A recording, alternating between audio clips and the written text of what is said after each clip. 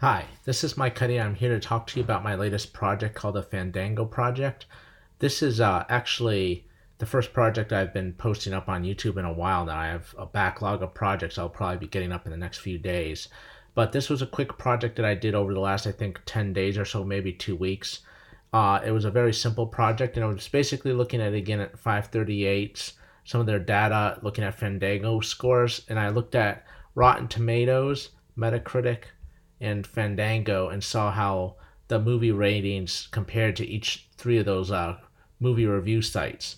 So, real quick, I'll start with the About page. This is actually a generic About page that you'll see a lot on my projects now. I just don't put a lot of time into the About page because I just want to focus on the data and other aspects of the project.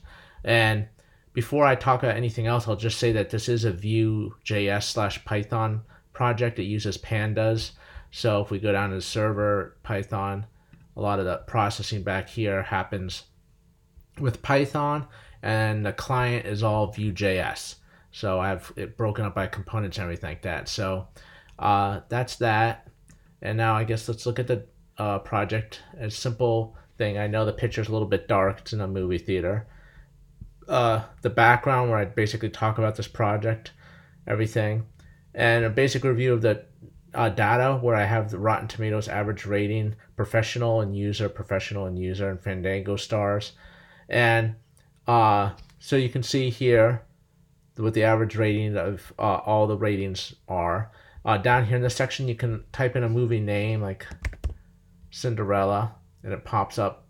And I can submit that. It's the same thing, but if I go back and let's go to like Avengers, they'll tell you the Rotten Tomatoes rating, Metacritic rating, and Fandango. Right here, you can already see that Rotten Tomatoes and Metacritic are fairly close together. What, about 8 difference, but Fandango is a perfect 5.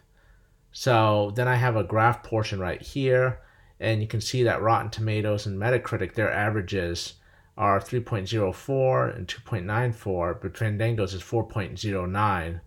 And then over here on the users, 3.19, 3.26 for Metacritic. So those are again similar, but this one is way up at 3.85. It's a little bit not as bad, but it's just interesting.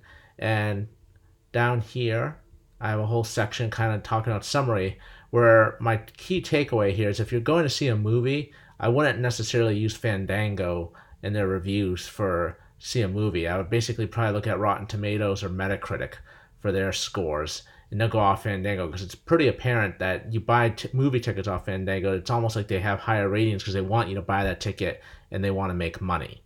And the only thing I can't explain is why the professional and user are both higher. Like, are they paying people to write good reviews? I don't understand that. So yeah, real fast, some of the code that I wanted to talk about. Here's the Vue.js store. I used Vuex for the project.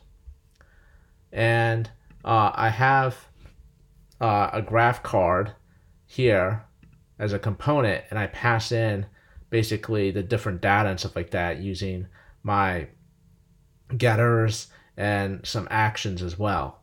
So I have this one card, and depending on the data I want to display, it'll use this one component and change it based on the data. So yeah, that's this project, and I hope you enjoy it.